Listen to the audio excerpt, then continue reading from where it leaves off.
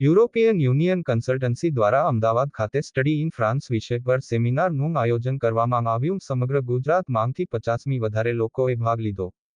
ગુજરાતના મહત્વાકાંક્ષી વિદ્યાર્થીઓના સપના માટે માર્ગ મોકળો કરવાના પ્રયાસરૂપે European union consultancy study in France તકો પર કેન્દ્રિત ગતિશીલ અને માહિતીપ્રદ સેમિનારનું આયોજન કર્યું હતું. આ ઇવેન્ટ વ્યક્તિગત અને વ્યાવસાયિક વિકાસ માટે ઘણી તકોનું વચન આપે છે. સેમિનાર સ્ટડી ઇન ફ્રાન્સ પર ધ્યાન કેન્દ્રિત કરતું હતું, જ્યાં management, digital marketing, IT, HR જેવા જુદા જુદા કોર્સિસ ઉપલબ્ધ છે. આ સેમિનાર માં ગેસ્ટ સ્પીકર તરીકે Lyon institute for geostrategy and multicultural રિલેશન્સના Asia division head Shri Luhit Sharma ઉપસ્થિત રહ્યા હતા. ગુજરાતમાં મોટા પાયે આયોજિત આ પ્રથમ ઓપન ફ્રી સેમિનાર હતું. આ સેમિનારમાં યુરોપિયન યુનિયન કન્સલ્ટન્સીના માનનીય નિયામક શ્રીમતી શ્વેતા વોરાની આંતરદૃષ્ટિ દર્શાવવામાં આવી હતી. આંતરરાષ્ટ્રીય શિક્ષણમાં તેમના બહોળા અનુભવ અને જ્ઞાન સાથે શ્રીમતી वोरा फ्रांस मांग भणवानी जटिलताओं अब्रॉड और यहाँ पर पूरे यूरोपियन कंट्रीज़ जो हैं 44 कंट्रीज़, वहाँ के लिए वीज़ा प्रोसेस कंप्लीट किया जाता है.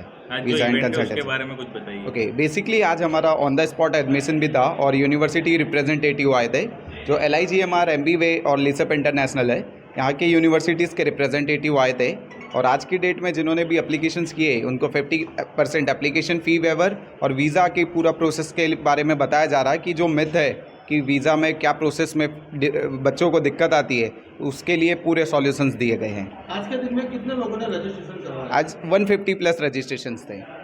कौन से कोर्स पर? उसमें कैसा है, बैचलर्स कोर्स भी है, मास्टर्स कोर्स भी है और अलग अलग कंट्रीज़ के लिए है. तो मेन फोकस आज था स्टडी इन फ्रांस.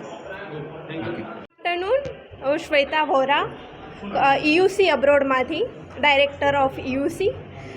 આજે આપણે AMAમાં એક સેમિનાર રાખ્યો હતો ફ્રાન્સ સ્ટુડન્ટ વિઝા માટે, જેમાં 50થી વધારે લોકો આવ્યા છે.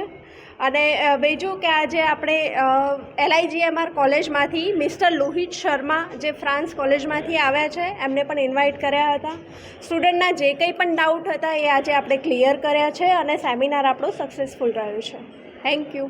મેડમ, આજનો જે પ્રોગ્રામ હતો, જે તમે ફ્રાન્સ કોલેજની વાત કરો છો, એમાં કેટલી કોલેજો તમારી સાથે સંકળાયેલી છે અને કેવા પ્રકારના કોર્સ કરાવવામાં આવે? ઓકે, આપણી પાસે આજે 650થી પણ વધારે કોલેજો યુરોપ કન્ટ્રીની આપણી સાથે સંકળાયેલી છે અને એમાં બેચલર્સ છે, માસ્ટર્સ છે, આ બધા જ કોર્સિસ આપણી પાસે છે.